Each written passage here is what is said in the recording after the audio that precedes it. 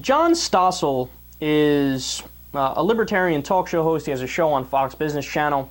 Every once in a while he makes an appearance on Fox News. He was on Fox and Friends earlier today and said something a little controversial. Let's listen. But isn't that part of what the government does? In a lot of people's mind, they need to help people rather than let people help themselves. Right, and when people are needy, you want them help. But think about the Depression. That was before there was any welfare state at all. How many people starved? No one. You're right. Good point.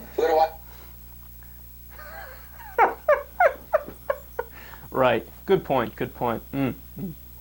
Can you say anything on Fox and Friends and they'll say good point? Like, I'm in favor of child molesters. Good point. And did you hear Steve Doocy at the beginning, too?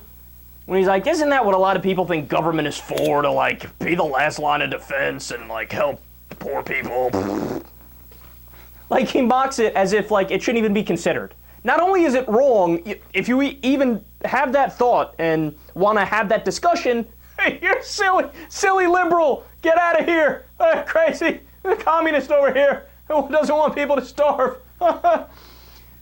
Oh, these guys are so crazy, man. Who poo-poos the Great Depression? He's bragging because he says nobody starved in the Great Depression. Talk about setting the bar kind of low.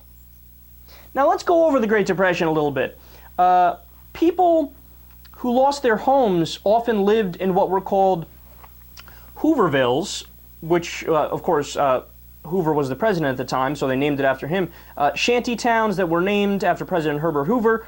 There was also Hoover Stew, which was food dished out in soup kitchens. Hoover Blankets, which were newspapers that served as blankets. That's how poor people were. Hoover Hogs, which were jackrabbits that people would kill and then eat.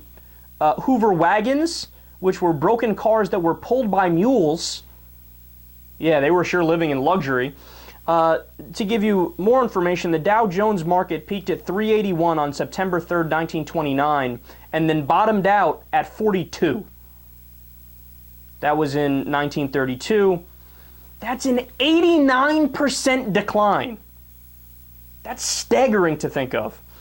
Unemployment peaked at 25%. 25%! That's huge! What was the peak in the Great Recession? Did it even get to half of that? I don't know if it got to half of that. Another 25% of people on top of that took wage cuts and were working part-time. The gross national product fell by almost 50%.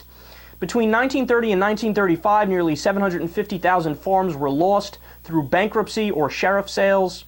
Scholars estimate that nearly 50% of children during the Great Depression did not have adequate food, shelter, or medical care, and as a result, many suffered what's called rickets, which is a vitamin D deficiency where your bones become soft and there's tremendous problems. 50% didn't have enough food, and this asshole's like, nobody starved. It wasn't that bad, right? Hey, you idiot, did you ever stop and think for a second, well, wait a second, that's why we developed the social safety net.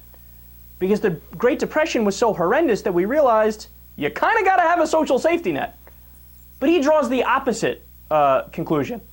He goes, well, since nobody starved, then it couldn't have been all that bad, so cut spending to the bone.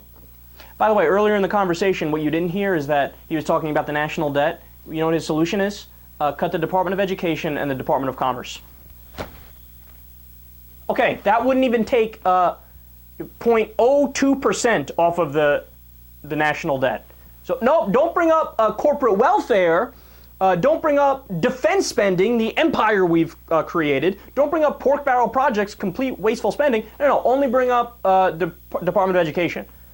Because goddamn, these kids get educated. You got to fall in line and just know that you got to beg for food. So, according to historians, and just to directly respond to his criticism, according to historians Stephen Mintz and Sarah McNeil, 110 people starved in just New York City by 1934 in the Great Depression.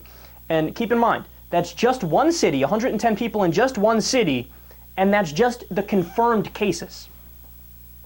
Not to mention the rest of the country. And by the way, New York City was one of the more affluent areas, right? So the guy just has no idea what he's talking about. I mean, this is right up there with, I don't know if you guys remember, one time Stossel said, quote, "No group in America has been more helped by the government than the American Indians." Yeah, let that marinate for a second. So because we allow them to have tax-free casinos, nobody's been more helped by these guys. So what? Genocide, Trail of Tears, genocide, schmenocide. Nobody's been helped more than them.